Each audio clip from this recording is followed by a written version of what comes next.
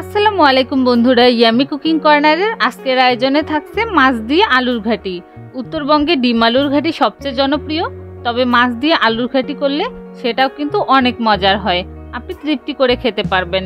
উত্তরবঙ্গে সাধারণত মজলিসে গরুর মাংস, মাছ, খাসির মাংস দিয়ে এই আলুর ঘাটিটা করা হয়। যারা এটা খেয়েছেন তারাই জানবেন এর স্বাদ আসলে ভোলার মতো না। আশা করছি রেসিপিটি আপনাদের কাছে ভালোই লাগবে। চলুন তাহলে দেখে নেওয়া যাক আজকে মজাদার রেসিপিটি। আলুর ঘাটি করার জন্য প্রথমেই নিয়েছি মাছ। এটা হচ্ছে বড় সাইজের একটা সামুদ্রিক মাছ। এই মাছের মধ্যে কিন্তু কোনো প্রকার কাটা নেই। এই মাছটা দিয়ে আলুর ঘাটি করলে কিন্তু অনেক বেশি মজার হবে। এই মাছটা আমি ভালো করে ধুয়ে লেবু দিয়ে সুন্দর করে পরিষ্কার করে নিয়েছি, যাতে করে এর মধ্যে কোনো আষ্টে গন্ধ না থাকে। এরপর নিয়েছি আলু। এখানে আমি আগে থেকে আলু সেদ্ধ করে খোসা ছাড়িয়ে নিয়েছি।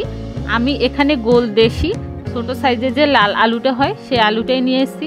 আমরা জানি নতুন আলু দিয়ে ঘাটিটা করলে কিন্তু বেশি মজার হয়, তবে পুরাতন আলু দিয়ে করলেও মজার হয়।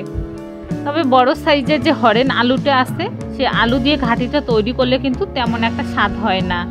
আমি হাতের সাহায্যে আলুগুলোকে ম্যাশ করে নিচ্ছি।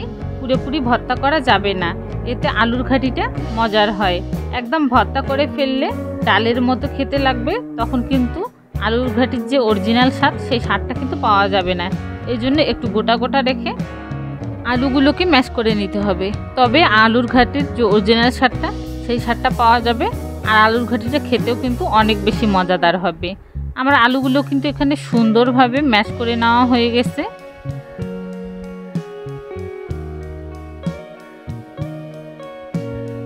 এখন আমি এগুলোকে একটা সাইডে রেখে দেব। এখন চুলে একটি প্যান বসে এতে আমি দিয়ে দেব সরষের তেল। তেল গরম হয়ে গেলে এখানে আমি 3টি তেজপাতা চিড়ে দিয়ে দিব। এরপর দিয়ে দেবো 2 টুকরো দারচিনি, কয়েকটি লং আর দিয়ে দেবো কয়েকটি সাদা এলাচ।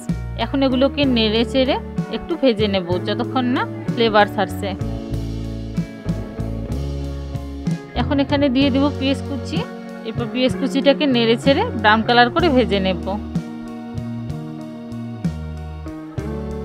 পেঁয়াজ কুচিটা ব্রাউন কালার করে ভেজে নেওয়া হয়ে গেলে এখন আমি এখানে দিয়ে দিব আদা রসুনের পেস্ট। আমি আদা রসুনের পেস্ট দিয়ে দিব 3 টেবিল চামচ পরিমাণ।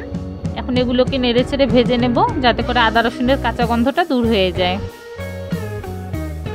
এখন এখানে হলুদ গুঁড়ো দিয়ে দেবো 1 টিস্পুন, শুকনো লঙ্কার গুঁড়ো 1 টিস্পুন, গরম মশলার গুঁড়ো 1 টিস্পুন আর লবণ দিয়ে দেবো স্বাদ মতো। এখন সবগুলো মশলাকে আমি সুন্দর করে কষিয়ে নেব। মশলাগুলো সুন্দরভাবে কষিয়ে নেওয়া হয়ে গেছে। মশলাটা যাতে পুড়ে না যায় এজন্য আমি এখানে সামান্য পরিমাণ পানি অ্যাড করে দিলাম। পানি দিয়ে দেওয়ার পর আমি মশলাগুলোকে আবারও নেড়েচেড়ে ভালো করে কষিয়ে নেব যতক্ষণ না মশলার উপর থেকে তেল উঠে আসতেছে। মশলাটা কষানো হয়ে গেছে। এখন আমি এখানে মাছগুলো দিয়ে দিচ্ছি। এখন আমি মশলার সাথে কয়েক মিনিট ধরে মাছগুলোকে সুন্দরভাবে কষিয়ে নেব। মশলার সাথে এভাবে সুন্দর করে মাছগুলোকে কষিয়ে নিলে কিন্তু মাছের মধ্যে থাকা আষ্টে গন্ধটা দূর হয়ে যায়। মাছটা কষানো হয়ে গেছে। এখন আমি এখানে পরিমাণ মতো পানি দিয়ে দিচ্ছি। এখন এগুলোকে নেড়ে ছেড়ে এরপর ঢাকনা দিয়ে ঢেকে দেবো সেদ্ধ হওয়ার জন্য। ঢাকনা তুলে নিলাম। দেখতেই পাচ্ছেন আমার পানিটা কিন্তু এখানে অলরেডি শুকিয়ে এসেছে। এখন আমি মশলার সাথে মাছগুলোকে সুন্দর করে কষিয়ে নেব। মাছগুলো সুন্দর করে কষিয়ে নেওয়া হয়ে গেলে এখন আমি এখানে ম্যাশ করে রাখা আলুগুলো দিয়ে দিব। আলুগুলোকে আমি মশলার সাথে ভালো করে কষিয়ে নেব।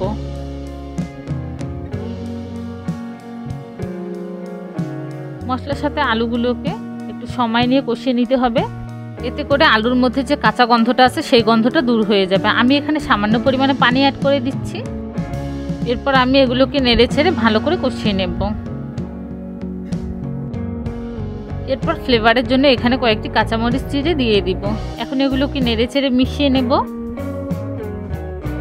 এগুলো নেড়ে চেড়ে সুন্দরভাবে কষিয়ে নেওয়া হয়ে গেলে এখন গ্রেভির জন্য আমি এখানে পানি অ্যাড করে দেব। পানি দিয়ে দেওয়া হয়ে গেলে আমি এগুলোকে নেড়ে চেড়ে মিশিয়ে নেব। এরপর ঢাকনা দিয়ে ঢেকে দেব। ঢাকনা তুলে নিলাম। আপনারা দেখতেই পাচ্ছেন গ্রেভির মধ্যে বলক চলে এসেছে। এখন আমি এখানে দিয়ে দিলাম 1 টিস্পুনের মতো গরম মশলার গুঁড়ো। এখন এগুলোকে নেড়ে চেড়ে মিশিয়ে নেব। এখন ফোড়নের জন্য চুলায় অন্য একটি প্যান বসিয়ে এতে আমি দিয়ে দেবো সরষের তেল আর দিয়ে দেবো কয়েকটি শুকনো মরিচ। এরপর দিয়ে দেবো 2টি পেঁয়াজ কুচি। এখন এগুলোকে নেড়ে ছেড়ে আমি ব্রাউন কালার করে ভেজে নেব।